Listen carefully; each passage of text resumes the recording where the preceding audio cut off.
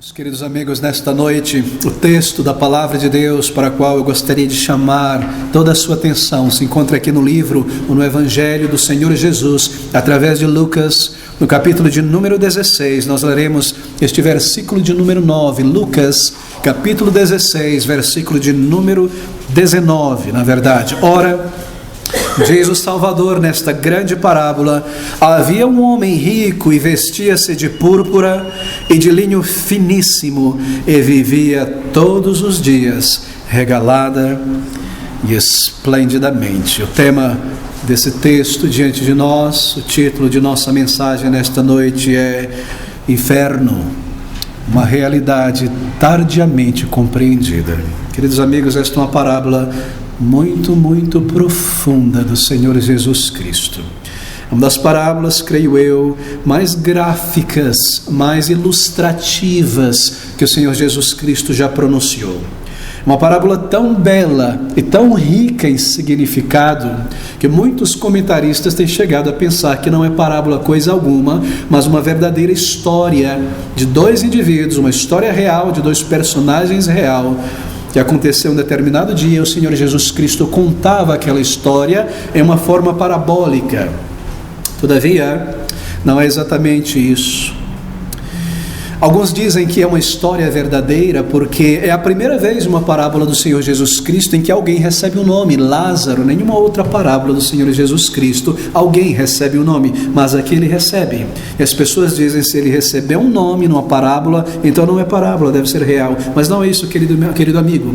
Este mendigo Lázaro desta parábola, ele recebe um nome por parte do Senhor Jesus Cristo em sua história, em sua parábola, por uma razão muito especial, muito apropriada, porque aquele homem, ele era conhecido por Deus. Deus o conhecia, ele tinha o seu nome no livro da vida, ele era alguém conhecido por Deus, e por isso nesta parábola, por ser conhecido por Deus, ele recebe um nome, alguém que era conhecido por Deus, amado pelo Salvador.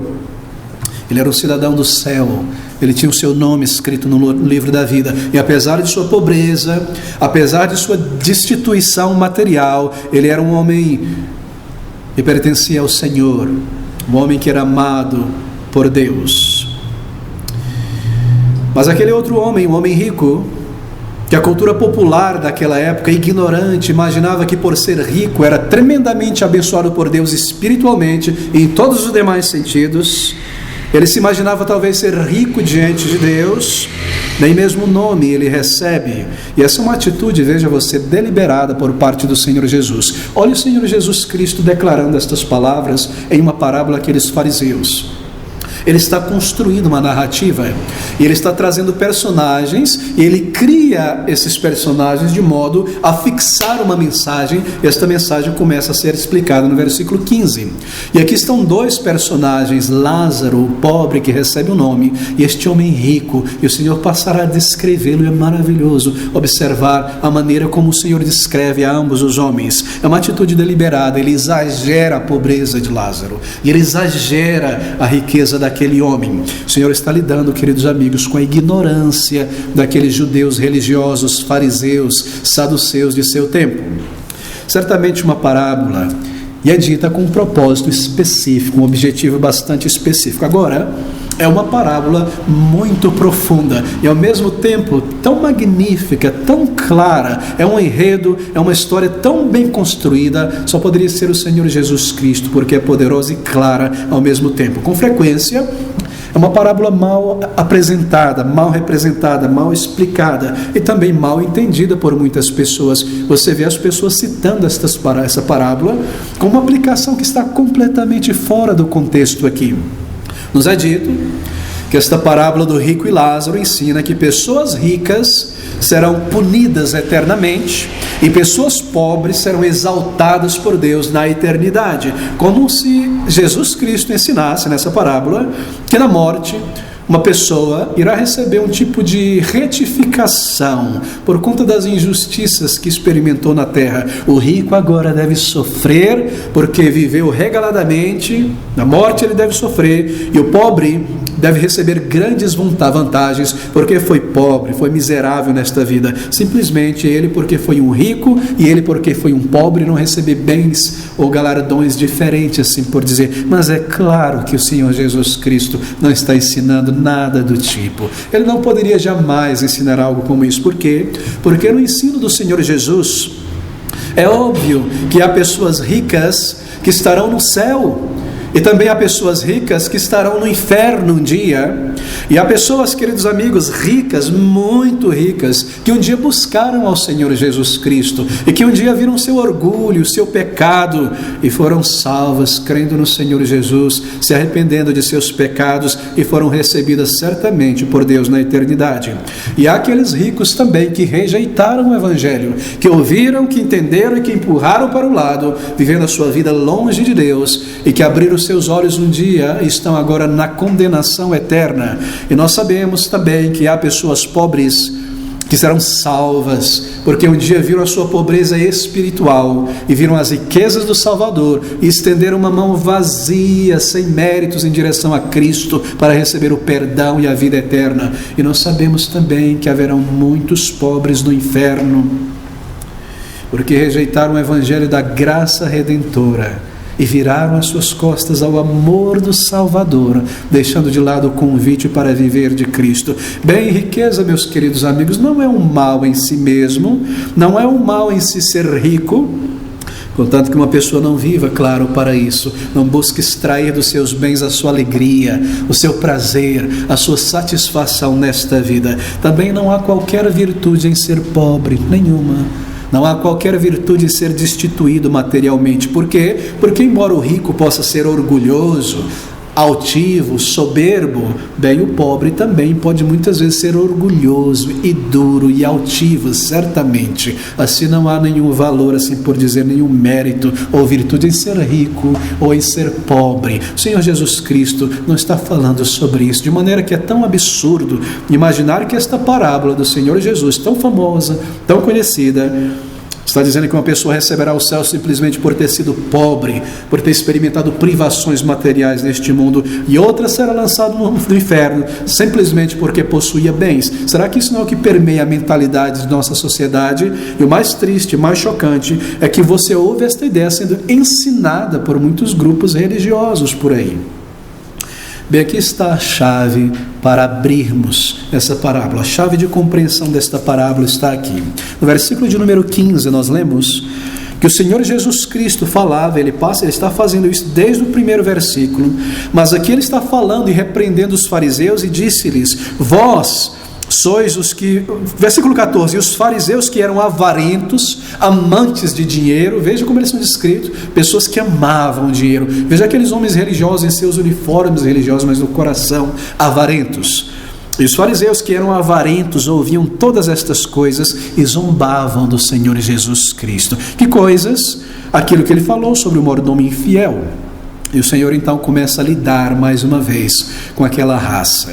E ele diz, e disse-lhes: vós sois, fariseus, o que vos justificais a vós mesmos diante dos homens pelos bens. Eles diziam: se nós somos ricos e se nós somos religiosos, é porque o sorriso de Deus está sobre nós. Certamente nós estamos nas primeiras cadeiras do céu, nós estamos na entrada, na ponta. E disse-lhes: vós sois os que vos justificais a vós mesmos diante dos homens, mas Deus conhece os vossos corações, porque o que entre os homens é elevado, dinheiro, status, bem, perante Deus, em termos espirituais, é abominação. Aqui está a chave para entender esta parábola. Marque isso. O contexto aqui é o amor daqueles homens religiosos pelo dinheiro. Eles amavam muito dinheiro, eles faziam tudo para receber dinheiro. Muito parecido com alguns líderes que nós vemos hoje em dia aí, não é? Eles faziam de tudo. Havia avareza no coração deles. E o Senhor diz para eles que a vida de uma pessoa não consiste somente no que ela come, no que ela veste, no que ela possui. Ele diz isso, no prazer de coisas materiais, no vestir, no possuir, no andar finamente, regaladamente. Assim eram aqueles homens. E depois de ter dito essas palavras, do versículo 15 em diante, até o versículo de número 18, então o Senhor Jesus Cristo, ele apresenta a eles, isso é magnífico, atente para isso. Ele diz esta verdade, ensina uma verdade de Deus, então ele ilustra com uma parábola muito profunda e muito clara. E esta é a chave, e aqui está esta parábola. Bem, mas talvez essa parábola seja para nós nesta noite também, porque de que outra maneira haveria necessidade de colocar uma história como essa num livro como este, se não fosse para me ensinar algo, e a você também, a respeito da eternidade, da tua alma, do caminho de salvação do Senhor nosso Deus e o meio de reconciliação com Ele. Talvez esta parábola nesta noite seja para você, uma pessoa cuja vida talvez consista em possuir, em experimentar, em ganhar, em ver coisas maravilhosas. Talvez a tua vida consista dessas coisas: viagens, experiências, possuir, comprar, experimentar do melhor desta vida. Você vive para isso, talvez. Você busca estas coisas e você tem vivido para isso, e talvez essa seja a marca mais característica de tua vida nos últimos muitos anos. E essa é a chave para compreender essa parábola. Nós olhamos apenas para o exterior, não é? Coisas, pessoas, roupas, bens, status que alguém possui. Enquanto Deus, Ele vê o coração, o caráter, nós enxergamos apenas aspectos materiais, mas Deus vê as motivações. Não seria a condição exterior daqueles indivíduos que determinariam o destino eterno deles, daqueles fariseus. Nós iremos manter esta chave em nossas mãos para entender esta parábola. Talvez seja o teu caso, e talvez o Senhor deseje falar aqui nesta noite com você, certamente, querido amigo. Deixe-me agora conduzi-lo através dos detalhes desta mensagem tão profunda. Versículo de número 19, ele diz: Ora, havia um homem rico e vestia-se de púrpura e de linho finíssimo. Um homem rico, isto é, um homem de muitas propriedades. Israel era uma nação agrária. Quem era rico era alguém que tinha campos, gado, propriedade. Este homem, por exemplo, era um fariseu, ele poderia ser um fazendeiro, um homem rico, um homem que tinha terras, muita terra, não é um senhor feudal, assim por dizer, muito gado, muitos servos, e ele vivia em uma propriedade esplendorosa. Versículo de número 19, a segunda parte. Ele era rico, ele vestia-se de púrpura, de linho finíssimo, e ele vivia todos os dias regalada e esplendidamente. Nós sabemos que ele era muito rico, porque no versículo 20 nos é dito que havia um outro homem que jazia ali sentado, jogado junto à sua porta. E essa palavra traduzida porta é cômica, porque no grego é portal. É uma imensa de uma porta. Ele vivia uma casa imensa e lá na frente havia um portal imenso. Talvez você já viu uma foto na internet, aquelas grandes casas, não é, na Europa. Você chega na rua, há um muro imenso, um portão esplendoroso com cores brilhantes, douradas, um jardim longo, um caminho lá no fundo, um castelo, uma mansão esplêndida. Essa é a ideia. Ele estava diante de um portal, um termo que é utilizado para templos gregos. Ali estava Lázaro. Aquele homem tinha uma casa esplêndida, ele vivia esplendidamente, ele era rico. Ele não era o tipo de rico que nós vemos hoje em dia, não. Era um homem muito rico, mas muito rico, que vivia esplendidamente. Assim, era um homem de posses, um homem que possuía muitas coisas. Na verdade, o Senhor Jesus Cristo está exagerando de propósito. Você percebe? Acompanhe isso. Ele aumenta isso de propósito, porque ele quer marcar uma lição para aqueles fariseus. E nós lemos que havia um rico que vestia-se de púrpura. Vestia-se de púrpura. O que ele está fazendo vestido-se de tecidos da cor púrpura? Porque púrpura era a cor da realeza. Aquele homem se comportava como se ele fosse um membro da realeza. Ele era tão rico que ter coisas não era suficiente. Ele queria status. Assim ele começou a se vestir como um rei, cores púrpuras. Parece que o Senhor está elevando o status dele, não é? Vestindo este homem de trajes reais. Ele era rico, ele vestia-se de púrpura e de linho finíssimo. E a ideia aqui é que a roupa que ele vestiu, o tecido daquela roupa, não era como o tecido da maioria dos homens, feito em tear manual, fio grosso, que você sabia sair para quê, para colar. Não. Era uma linha fininha, que era feita de um lugar por um preço muito alto, uma técnica muito grande. O seu tecido era macio, de linho finíssimo, de linho preparado. Ele se vestia bem, ele morava bem, ele tinha tecidos bons. E nós lemos também que a cada dia Todos os dias ele vivia regalada e esplendidamente, ele comia bem, ele festava, assim por dizer, diariamente, esplendidamente. Não era de vez em quando, uma vez por mês. A sua vida diária era esplêndida, sua comida era esplêndida, ele se regalava diariamente. Você e eu talvez uma vez por ano, uma coisinha melhor, uma pessoa mais rica aí uma vez por mês. Não, ele diariamente vestia-se bem, comia bem, tinha prazeres contínuos, tinha coisas de primeira linha. Observe novamente. Ora, havia um homem rico e vestia-se de púrpura e de linho finíssimo, e vivia todos os dias regalada e esplendidamente. Você notou algo aqui? O Senhor Jesus Cristo está descrevendo este homem. Mas veja, ele é descrito pelo Senhor Jesus Cristo inteiramente em termos do que ele vestia, do que ele comia, do que ele possuía. Que maneira de descrever uma pessoa, né? Quem é fulano? Bom, ele se veste assim, ele come assim, ele tem isso. Que maneira curiosa de descrever uma pessoa. Nós não ouvimos nada a respeito do caráter dele, nada a respeito da pessoa dele. Nenhum mérito moral em seu caráter poderia ser descrito pelo Senhor Jesus Cristo. Ele não é descrito a partir de qualquer valor que ele possua. Por acaso ele é descrito como um homem de caráter? Ele estava aquele homem rico de caráter. Será que ele é descrito como um homem de conhecimento? Ali está aquele homem rico que adquiriu um grande conhecimento, e pelo seu conhecimento ele podia ajudar a sua cidade a criar um sistema de esgoto muito melhor, para que as coisas não fossem jogadas no meio da rua. Era um homem que estudou, e pelo seu estudo ele se tornou um filântropo e ajudou as pessoas e tentou melhorar o estado da cidade. Não. Será que ele é descrito em termos de um homem que possui um grande intelecto, um filântropo que construiu asilos, casas para as viúvas, orfanatos? Ali estava um homem rico que era tão filântropo, que tinha ajudado as pessoas. Nada de substancial para descrever nele, absolutamente nada de conteúdo, e por falta de algum valor ele só poderia ser descrito pelo que ele tinha, pelo que ele vestia, pelo que ele comia. Que pessoa rasa e vazia. Meu querido amigo, como você nesta noite seria descrito pelo Senhor Jesus Cristo, Salvador, que vê através de você e que vê através de mim? Se uma grande tela, no lugar deste painel aqui atrás de mim, isso se transformasse em uma grande tela HD de alta resolução, o que Deus poderia dizer a respeito de você se uma descrição nela, da tua vida, do teu caráter, fosse passado aqui diante de toda esta congregação e gravado e lançado no YouTube? Você conhece a Deus? Você ama a Deus? Você já buscou a Deus? Você já teve o teu caráter transformado por Deus um dia? É você uma pessoa humilde? É você uma pessoa profunda? É você uma pessoa que luta contra os teus pecados e possui domínio próprio? Possui você uma mente limpa? São as tuas afeições amáveis ou ácidas? É você uma pessoa de valor?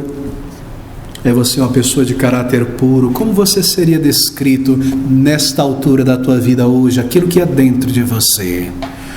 Ou como este homem, tudo o que poderia ser dito a respeito de você é o que você tem, o que você veste, o que você come. A tragédia com a gente, sabe qual é? É que antes da conversão, nenhum de nós pode ser descrito como pessoas que possuem valor moral aos olhos de Deus. Antes da salvação, antes da regeneração, você e eu não podemos ser descritos como pessoas profundas. Nós não podemos ser descritos como pessoas de valor moral, pessoas que têm controle sobre as suas piores tendências, como pessoas que estão no caminho para o céu. Essa é a nossa tragédia, e assim nós precisamos do perdão de Deus no interior, uma nova vida que só Deus pode dar, um novo caráter transformado por Deus, uma obra transformadora, um caráter limpo, um caráter melhor, um caráter que é segundo a imagem de nosso Criador, vida na alma, vida por dentro, conhecer a Deus. Porque este homem não tinha um nome, não é curioso? Ele é chamado aqui apenas de rico. A tradução católica romana deu a ele um nome, não me fugiu, Dimas, ou algum outro nome, se não me engano. Mas ele não possui um nome na parábola. E ele não possui um nome, porque ele não possuía cidadania no céu. Ele não pertencia ao reino de Deus. Tudo que lhe importa é o aqui, o agora. O que vestir, o que comer, o que eu vou fazer no fim de semana, para onde eu vou viajar nas próximas férias, que prazer eu vou extrair de certas pessoas, como eu posso acumular mais, como eu vou melhorar a minha casa, como eu vou me sentir melhor comigo mesmo, a minha estética, como as pessoas vão me ver, o que elas vão falar sobre mim no Facebook, o que elas vão dizer a respeito da minha pessoa. É sobre isso que ele pensava.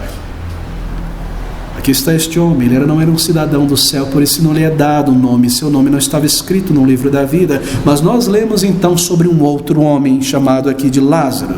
Versículo de número 20, o Senhor Jesus Cristo diz: havia também um certo mendigo chamado Lázaro, o mendigo que já jazia, cheio de chagas, à porta daquele. Perceba que a pobreza deste homem também é exagerada, é de propósito. Isso para mostrar o status social dele e para mostrar aos fariseus e a você e a mim que o status social de alguém não é o que conta, mas o seu relacionamento com Deus. Se você é rico espiritualmente, assim um homem que está indo para o céu nesta história, ele é pintado de propósito como o homem mais miserável possível, e é ele quem está indo para a glória eterna. E ele diz: havia também um certo mendigo chamado Lázaro, que jazia à porta daquele. Jazer. Você sabe o que é isso? Jazer é estar em um lugar em que você foi colocado ali. O morto, ele jaz no seu túmulo. Aqui jaz fulano de tal. Parece que ele foi jogado, foi deixado, carregado por alguém e colocado àquela porta. E essa traz uma ideia de que talvez ele fosse uma pessoa aleijada. Ele precisava ser carregado. E nós lemos que ele era uma pessoa cheia de chagas, uma palavra antiga, não é? Feridas abertas, cheia de pus e sangue em crosta, em todo o seu corpo. Lembre-se talvez de Ló, não sei, de Jó, perdão, não sei. Uma pessoa cheia de feridas. E nós lemos que ele desejava comer das migalhas que caíam da mesa daquele homem rico. E o termo grego traz a ideia de ansiedade. Ele desejava, ele estava ansioso, ele queria, ele pensava sobre isso, em estar debaixo daquela mesa e abrir a sua boca e comer o resto daquelas coisas que caíam. Ele ansiava por comer estas coisas, ele desejava muito, mas ele não tinha nenhuma ajuda daquele homem rico e da comitiva que passava por ali. O versículo segue dizendo: havia também um certo mendigo chamado Lázaro, que jazia cheio de chagas à porta daquele, e desejava alimentar-se com as migalhas que caíam da mesa do rico, e os próprios cães vinham lamber-lhes as chagas. Tenho ouvido historinhas e visto pinturas em que esses cães são retratados ali como pets, não é? Pupis, que vinham bondosamente lamber aquele pobre coitado. Eu creio, meu querido amigo, se eu tivesse feridas abertas em meu corpo, jazendo no chão, a última coisa que eu queria seria a língua áspera de um animal carnívoro buscando sangue em meu corpo e se alimentar de mim.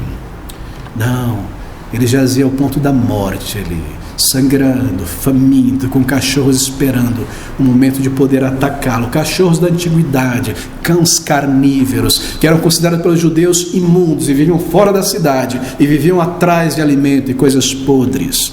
E nós lemos então no versículo de número 22 que aconteceu que o mendigo morreu e foi levado pelos anjos para o seio de Abraão. Ele morreu. Nos é dito o que aconteceu com o seu corpo? Não. Mas provavelmente ele foi levado pela prefeitura, assistência social, lançado numa vala. Como todo pobre, como toda pessoa de classe baixa, que não tinha um lugar, um espaço, um pedaço de terra no cemitério, lançado em uma vala comum, ou talvez lançado fora da cidade, para o seu corpo se decompor por causa dos custos de enterrar uma pessoa. Mas veja o que aconteceu com a sua pessoa, com a sua alma, neste versículo de número 22. E aconteceu que o mendigo morreu e foi levado pelos anjos para o seio de Abraão. Levado pelos anjos. O Senhor Jesus Cristo está dizendo que ele era uma pessoa salva.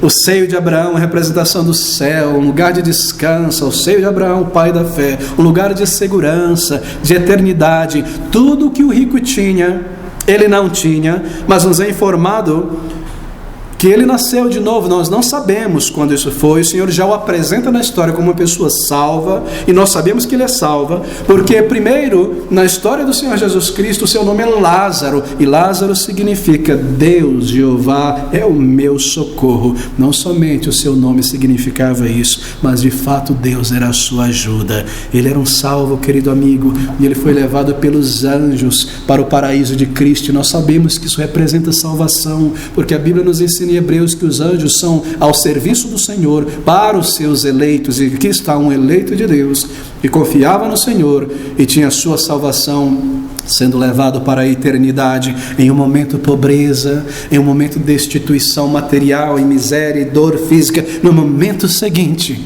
conforto na presença do Senhor, um lugar de segurança, um lugar de paz, um lugar de certeza. Amigo querido, será que o mesmo pode ser dito a respeito de você? Porque o mesmo pode ser dito a respeito de todo crente quando morrer. No momento em que você morrer, se você é um crente, você será como Paulo quando ele diz: é melhor estar com o Senhor do que estar aqui. Se você é um crente de Jesus nesta noite, você pode olhar para a morte como amigo.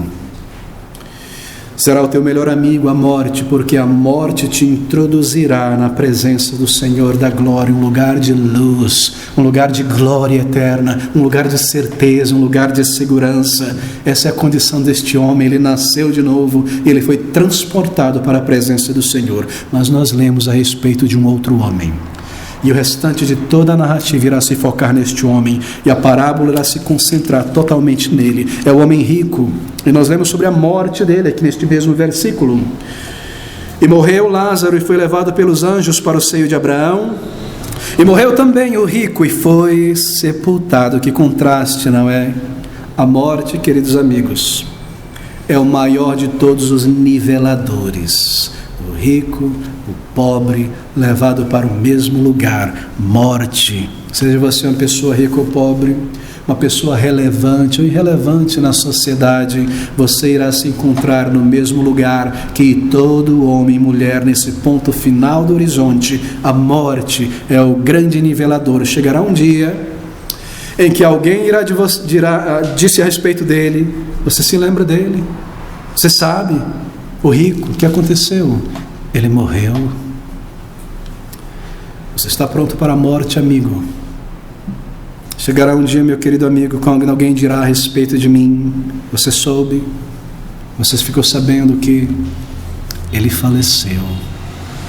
Chegará um dia quando alguém dirá para outra pessoa sobre você: você ficou sabendo? Não, ela morreu. Ele morreu. Você está preparado para a eternidade? Você irá morrer. Eu irei morrer. Essa é uma verdade absoluta. E morreu o rico e foi sepultado. Sepultado. Ele teve um funeral. Ele foi sepultado formalmente, apropriadamente. Provavelmente um funeral pomposo. Provavelmente contratou-se pessoas para chorarem por ele. Você sabia que na antiguidade pessoas eram pagas e contratadas para chorar por uma pessoa que morreu, uma forma de manifestar dignidade. Flautas tristes eram tocadas, provavelmente uma multidão de pessoas chorando e batendo no peito por ele, para representar a sua dignidade. Talvez um caixão esplendoroso, coberto de ouro e madeira de cipreste ou carvalho, mas apesar de toda a sua pompa, nós lemos que ele foi direto para o inferno. Versículos de número 23 e 24.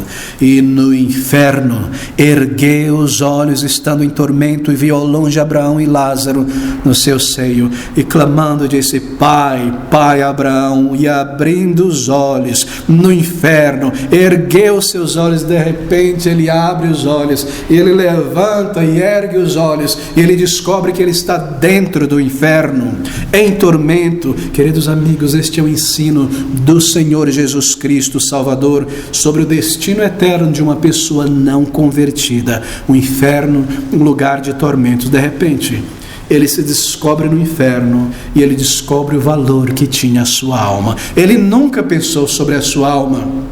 Ele começa a conversar com Abraão: eu estou aqui, um lugar de tormento. De repente, ele descobre o valor que tinha a sua alma. Tudo que lhe importava na vida era aparência, posses, prazer, experiência, ter coisas. Ele nunca pensou seriamente sobre a sua alma, até que por fim foi muito tarde, e agora ele começa o quê? A pedir misericórdia dentro do inferno. Mas quem não encontra Jesus Cristo nesta vida, não encontrará na eternidade. Não há misericórdia no inferno, meu querido amigo. Bem, você pode ser nesta noite uma pessoa atlética, uma pessoa bela, esteticamente falando, uma pessoa bastante inteligente, uma pessoa muito capaz de passar nos exames, muito capaz de construir e gerir o seu caminho pela vida para sempre. E no íntimo, talvez você se orgulhe um pouco disso. Você percebe, está consciente da tua capacidade, da tua beleza, das coisas que você já experimentou, dos teus diplomas, do teu currículo. Mas se é isso que caracteriza a tua vida, você poderia ser tão nécio quanto este homem da parábola, este homem rico descrito pelo Senhor Jesus Cristo. O problema conosco é este: é que junto com os nossos talentos, junto com o nosso currículo, junto com esses diplomas e coisas que nós já construímos, há também, juntamente com essas coisas maravilhosas, um currículo paralelo de traição, de mentira, de fornicação, de inveja e desprezo por outras pessoas, de ódio, de trapaça e de muita desonestidade. E nós somos pecadores marcados aos olhos de Deus, e junto com o nosso currículo de coisas tremendas, há este currículo horrível em paralelo de tantos pecados contra o nosso Deus, e a nossa culpa está ali para sermos julgados. A vida vai acabar, meu querido amigo, a vida irá acabar, e esse é o ponto central dessa parábola do Senhor Jesus Cristo. Ela irá acabar para Lázaro, e para o rico, e para você, e para mim, e para todos os bandidos na política, e as pessoas boas e maravilhosas. Ela irá acabar, e ela está acabando. Esse é o ponto central. A morte logo chegará. Você pode ou não pode ter sido uma pessoa de sucesso na vida, nem ter experimentado 1/10 do que este homem experimentou, mas você terá que morrer, e eu terei que morrer. E se você terminar os teus dias despreparado, sem Jesus Cristo em tua vida, você terá que experimentar uma eternidade longe, longe do Senhor Jesus Cristo. Há milhares de homens e mulheres neste exato momento espalhados por estas ruas em toda parte, em boates, em bares, com luzes, em carros, dirigindo e viajando, experimentando tantas coisas neste exato momento. Milhões, na verdade, de homens e mulheres que nunca buscaram a Deus, que nunca se importaram por um minuto com a sua alma, que nunca buscaram o perdão do Salvador, que nunca pensaram sobre a existência de Deus de uma maneira séria e a eternidade da sua alma. E ainda assim, isso é chocante, eles têm uma ideia vaga de que se existe um Deus, quando eles morrerem, eles vão para o céu. Não é tremendo? Não é chocante? Não há ninguém que conheça mais sobre a eternidade do que o próprio Senhor Jesus Cristo. E ele diz que há um inferno de tormento após a morte para uma pessoa que termina os seus dias nunca tendo pensado sobre a morte, nunca tendo pensado sobre o Salvador. E aquele homem morreu. E no inferno, ergueu os olhos, estando em tormento, e viu ao longe Abraão e Lázaro no seu seio, e clamando disse: Pai Abraão, tem misericórdia de mim, manda a Lázaro que molhe na água a ponta do seu dedo e me refresque a língua, porque estou atormentado nessa chama. Que grafia, que palavras tão dolorosas e terríveis. No inferno, meu querido amigo, aquele homem de repente se tornou uma pessoa religiosa. Ele começa a orar. Abraão, que está lá no céu, de repente, aquele homem que desprezou e fez chacota da religião, ele começa a orar, ele passa a acreditar em oração. Não é cômico, não é tragédico. Meu querido amigo, a morte lhe tornará um crente. Você passará a crer na Bíblia, você passará a crer em Deus. Ele se dirige a Abraão e diz: Pai Abraão, tem misericórdia de mim, Pela primeira vez na vida, aquele homem começa a orar de uma maneira séria, com sentimentos, com desejo. Mas logo você percebe que ele nunca orou na vida de verdade. Ele não sabe orar, porque ele ora para a pessoa errada. Ele ora para Abraão. Você nunca viu na Bíblia alguém orando para Abraão. Você nunca viu na Bíblia alguém orando para Maria. Ele não sabe orar, ele nunca aprendeu a orar. De repente ele começa a arranhar e tropeçar. Vou fazer uma oração, vou me dirigir a Deus. Pai Abraão. Ele nunca orou a Deus, ele nunca soube orar. Onde na Bíblia você encontra isso? Mas é muito tarde para orar, não há esperança. Ele nunca quis a Deus na vida, ele não o terá agora na sua morte. É muito tarde. Nós recebemos o que nós queremos. Esta vida presente é o teu voto. E hoje e amanhã você estará marcando um X neste voto. E rejeitando a Deus talvez. E dizendo, eu prefiro esta vida. Eu prefiro os meus pecados. Eu prefiro o agora. Cada dia um voto. Até o momento em que os votos serão contados. Eu prefiro os meus pecados. Eu não tenho tempo para Deus. Como será, querido amigo? A Bíblia passa agora a descrever a eternidade sem Deus, a partir dos versículos de número 27 ao versículo de 28. E disse ele, rogo-te, pois, ó Pai, que o mandes à casa de meu pai. Pois tenho 5 irmãos, para que lhes dê testemunho, a fim de que não venham também para este lugar de tormento. Querido amigo, deixe-me fazer uma pausa aqui nesta noite. Eu não tenho prazer, eu não tenho alegria em fazer o que eu vou fazer agora, em descrever o que eu preciso descrever agora. O meu desejo, como pastor Abner, como pregador do Evangelho, é que você seja salvo, é que você experimente o amor do Senhor, que enviou seu Filho Jesus Cristo para experimentar tamanha dor, para que você pudesse ser salvo da ira eterna e do inferno. Mas eu devo descrever estas coisas, porque elas estão aqui. De todas as parábolas do Senhor Jesus Cristo, mais de 40 parábolas, esta é a única parábola que descreve os sentimentos de alguém dentro do inferno. E é o Senhor Jesus Cristo que o criou, que está descrevendo isso. E a palavra que é repetida várias e várias vezes nesse texto e nesta parábola para descrever esse lugar real é a palavra tormento. Ela está no versículo 23, ela está no versículo de número 24, e no inferno erguei os olhos, estamos em tormento. 24, refresca a minha língua, porque estou no lugar de tormento. Versículo de número 25, diga-lhe, porém, Abraão, para que Lázaro seja consolado dos seus males, e agora este é consolado e tu está em tormento. E versículo de número 26, envia aos meus irmãos, para que também eles não venham a este lugar de tormento. Onde estava ele agora? Versículo de número 23, a primeira parte, e no inferno ergueu os seus olhos estando em tormento. Onde estava ele? No inferno. Há 4 palavras na nossa Bíblia em português, o texto original, para descrever o inferno. A primeira delas é o termo hebraico também, no Antigo Testamento, Sheol.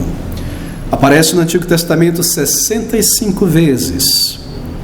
A segunda palavra, uma palavra grega para representar o inferno, chamado Tártaros, uma vez somente no Novo Testamento.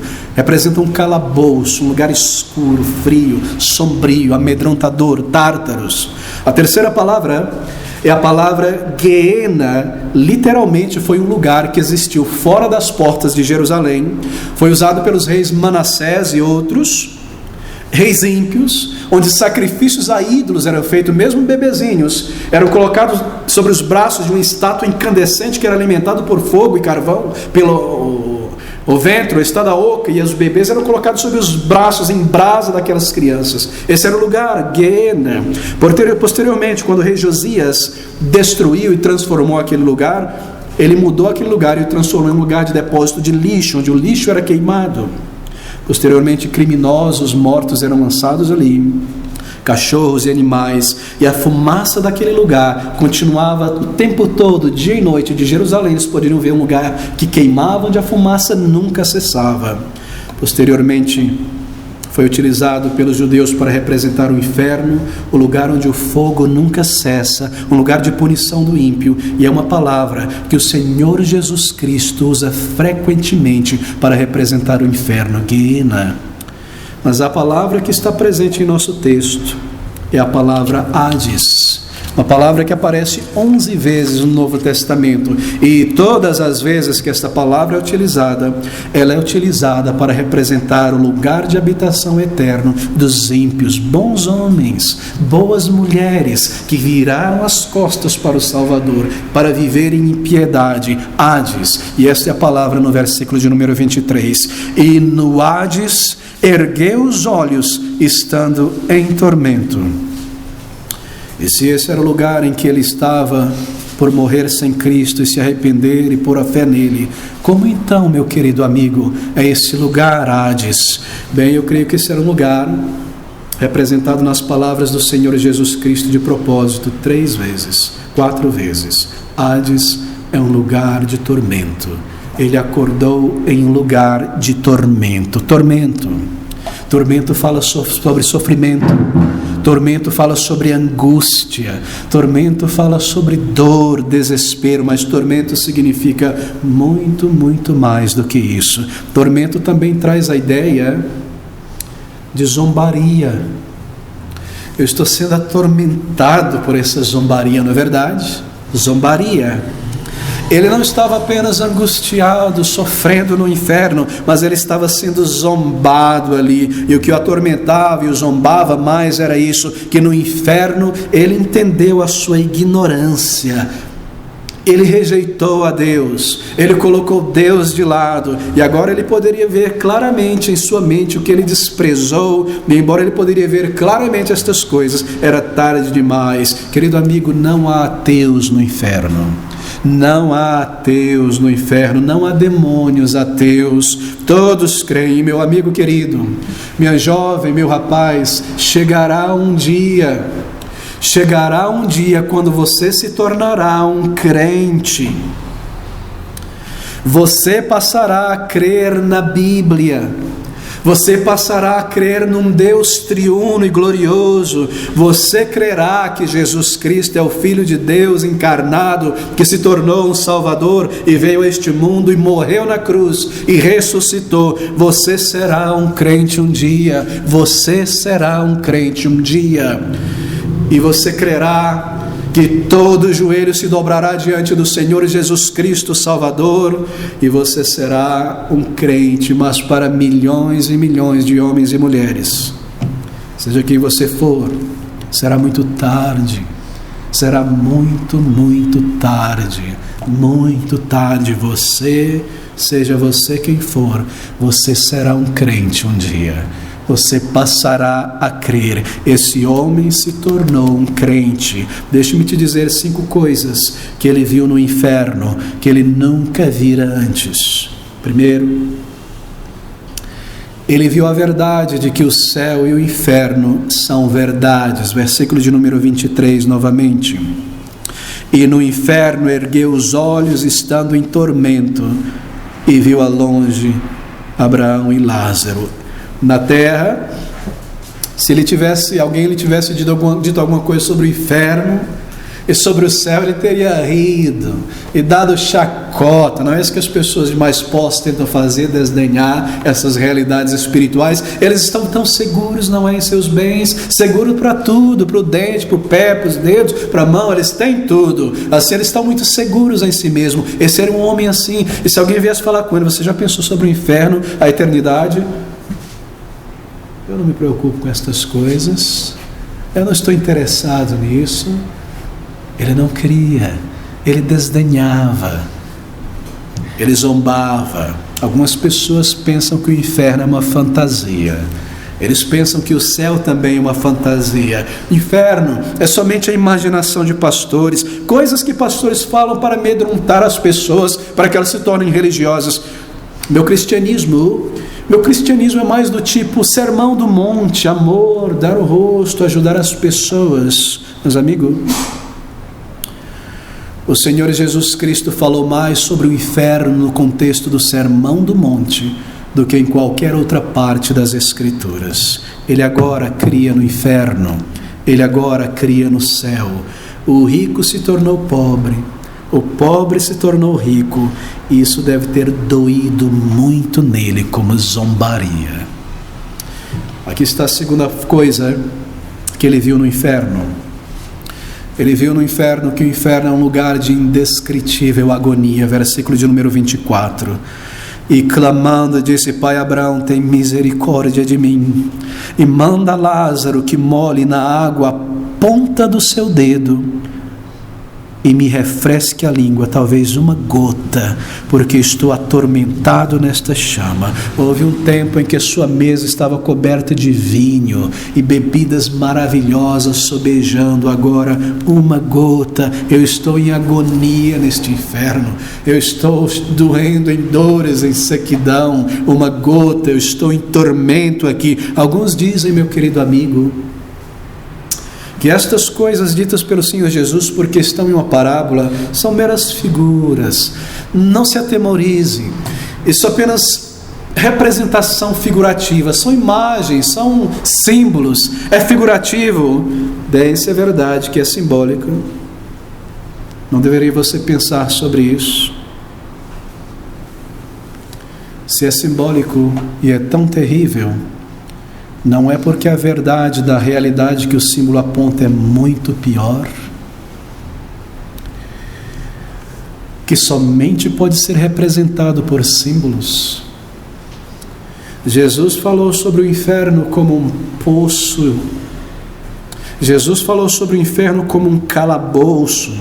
Jesus falou sobre o inferno como um lago de fogo. Jesus falou sobre o inferno como uma prisão horrível. Será que isso não é descrito desta maneira porque a realidade não é muito pior? Se é apenas uma figura, meu querido amigo, o que será então a realidade no inferno? A Bíblia diz que o inferno é um lugar onde o verme nunca morre, consumindo. Se essa é uma figura, se não há um verme comendo carne, é algo absurdo pensar em carne e um corpo físico no inferno, como será a realidade? Se o calabouço, a prisão representa o inferno, se isso somente uma figura do inferno, como não será a realidade desse lugar de angústia e trevas, de onde eu não posso sair, eu me vejo ali, eu estou ali. Se o fogo que queima e arde, você já encostou uma gota de gordura quente vindo a você, uma panela que te encosta, é algo terrível, é algo que dói, é algo que marca, é algo pavorosamente cheio de dor. Se isso somente é uma figura, como será a realidade dessas chamas eternas no inferno um dia? Isso é só uma realidade, isso é só uma figura, isso é só um símbolo. Como não será então a realidade, que por ser tão grande só pode ser comunicada através de figuras?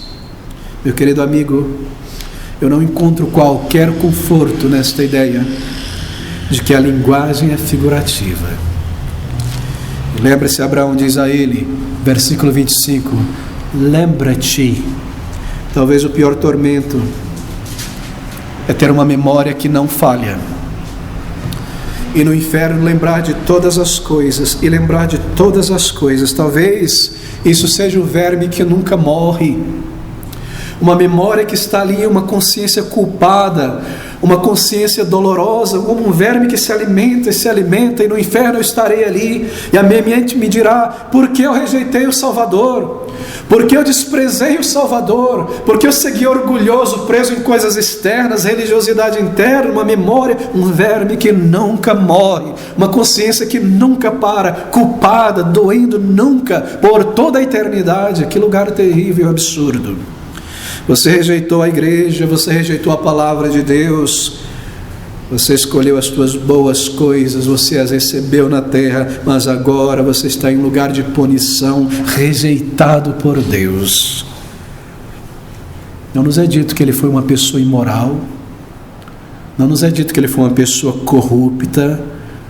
Talvez ele fosse uma pessoa que fez alguma coisa de valor, não sei, mas tudo que nos é dito é que ele foi uma pessoa centrada em si mesmo. Não havia espaço para Cristo em sua vida. E essa é a terceira coisa que ele viu e entendeu: que a morte sela a mente e a consciência de uma pessoa. Não há aniquilação da alma, meu querido amigo. Eu estou aqui em tormento nessas chamas eternas. Cristo Jesus nos diz sobre isso. O inferno nunca acabará. Ele é uma eternidade tão contínua quanto o céu é contínua. Pode vir um papa dizendo que este inferno irá desaparecer, mas o Senhor Jesus Cristo contradirá, dizendo: ali está selado o destino eterno de almas eternas. Por que o inferno é eterno? Porque ele não irá ser aniquilado, e as pessoas que estão ali não serão aniquiladas por fim. Porque o Senhor Jesus, entenda isso, ele próprio experimentou tudo que o inferno é naquela cruz. Ele não desceu ao inferno, mas ele enfrentou toda a miséria eterna que toda a eternidade no inferno pode compor sobre o seu corpo, e ele não foi aniquilado. Assim, tenha certeza disso. O inferno não irá acabar. Não há purgatório, versículo de número 26, e além de tudo isso, está posto um grande abismo entre nós e vós, de sorte que os que quiserem passar daqui para vós, não poderiam, nem tampouco os de lá para cá. Não há como purgar no inferno e entrar no céu. Há um abismo posto pela santidade de Deus, intransponível. Que doutrina louca, fora da Bíblia, antibíblica, satânica, para levar pessoas a imaginar: tudo bem, eu não fui uma boa pessoa, eu vou purgar um tempo, está ok, depois o céu. Não, meu querido amigo, uma vez ali não há como sair. Não há uma porta dizendo exit, saída. Eu posso correr para ela e procurar ela verdinha no escuro e dizer: está ali o caminho. Nunca, sempre ali, por toda a eternidade. E quando o início da eternidade tiver acabado, ainda ali, em tormento eterno, Deus não permitirá que haja uma porta de saída. Assim como não há uma porta de perdição do céu. E aqui está a quarta coisa que ele entendeu, versículo de número 27 a 28. Ele passa a entender a verdade da condição espiritual de outras pessoas. Observe comigo este versículo, nós precisamos correr para o final. E disse ele: rogo-te, pois, então, ó Pai, que o mandes à casa de meu pai, pois tenho 5 irmãos, para que lhes dê testemunho, a fim de que não venham também para este lugar de tormento. Disse-lhe Abraão: tem Moisés e os profetas, ouçam-nos. Que palavras, não é? Sabe que ele percebeu aqui a realidade espiritual de todo ser humano.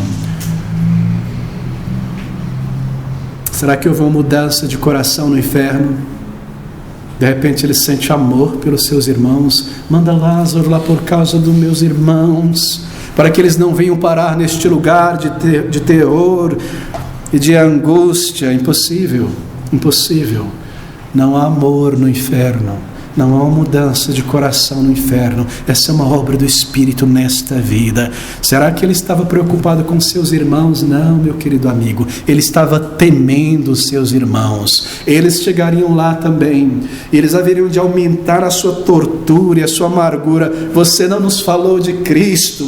Você era o irmão mais velho, provavelmente o mais velho, herdou do seu pai a herança. E você nos prendeu aqui, e nós queríamos ir à sinagoga, e você não deixava, dizendo: isso é tolice, viva como a gente, nós temos tudo, e agora eu estou aqui, e eles vão vir, e eles vão me atormentar. Imagine você estando no inferno. Imagine uma pessoa estando ali, que enganou milhões de pessoas com sua falsa doutrina e com mentiras de todo tipo, e de repente aquelas pessoas enganadas chegarem ali, pessoas que foram mortas e levaram a miséria ao inferno por pessoas, e ser atormentado por aquelas pessoas e odiado por elas, e junto com essas pessoas o inferno de demônios também, para quem originalmente foi o inferno. Não há bondade no céu, não há amor no céu, não há mudança de coração no céu. Ele percebeu que ele estava em perigo. Oh, meu querido amigo, essa é uma verdade tão profunda. O que condena uma pessoa, todo tipo de pecado pode ser perdoado. O que condena uma pessoa é a não confiança em Cristo Jesus.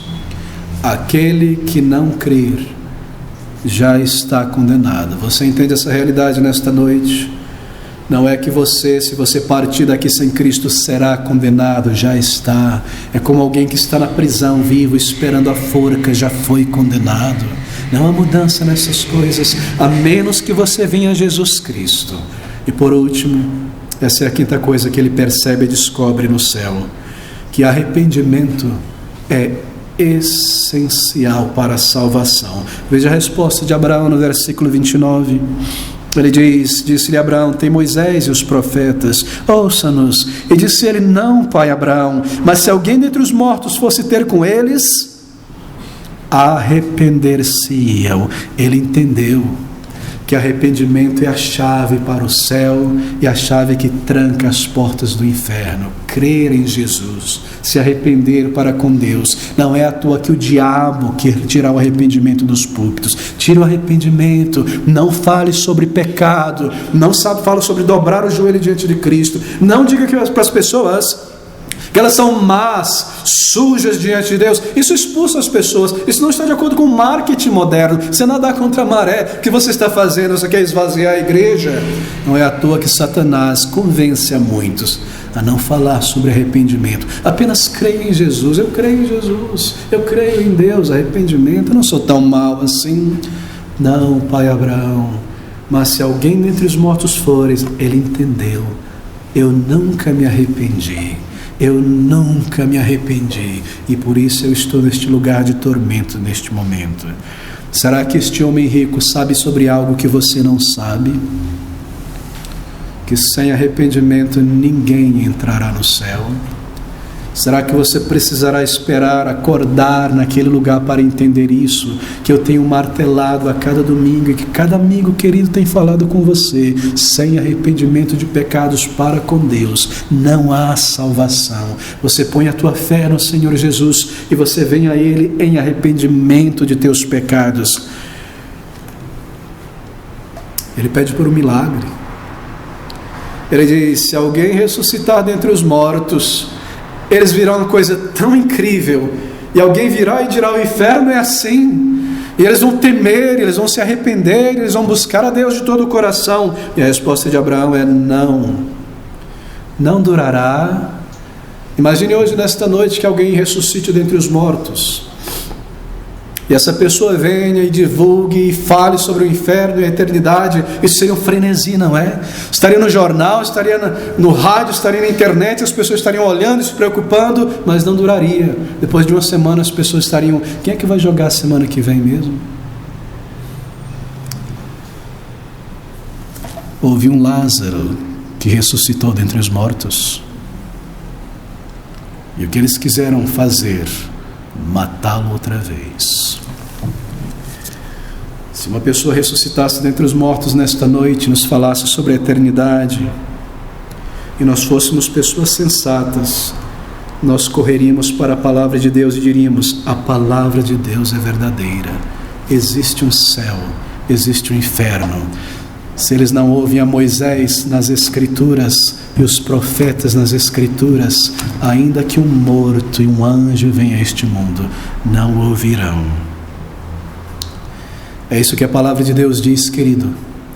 Você ouve estas páginas eternas, ela diz que o Senhor Jesus já veio a este mundo.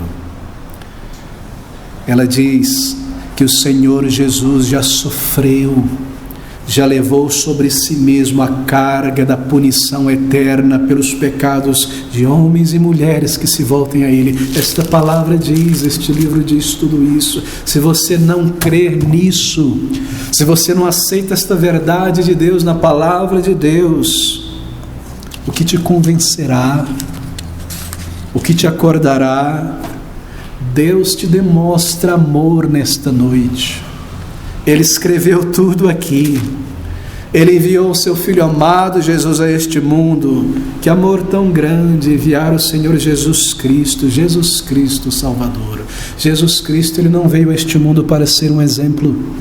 Ele não veio a este mundo para viver uma vida perfeita, para que você e eu o copiássemos, e buscando copiá-lo eu pudesse começar a agradar a Deus, para que Deus me recebesse no céu um dia. Não, Ele veio para morrer, Ele veio para experimentar o julgamento da lei de Deus, e levar a experimentar como um homem em seu corpo toda a miséria, todo o inferno. Foi por isso que o Pai precisou virar o seu rosto, por isso que Ele morreu em tamanha agonia, foi por isso que foi baixada uma cortina, se por dizer, de escuridão, o seu rosto tão deformado por tanta dor, o seu aspecto. Deus precisou puxar uma cortina e dizer: chega, é suficiente que o meu filho devesse sofrer desta maneira. Estas coisas são ditas na palavra de Deus, texto após textos, e você não é convencido pelo amor do Salvador, pelo que Ele fez aqui neste mundo. Jesus veio para salvar. E se você crer, uma fé simples, uma fé clara na palavra de Deus, e se voltar ao Senhor Jesus com uma simples fé, Ele te receberá, Ele te salvará. Não espere algo de outro mundo. Aqui está a palavra de Deus.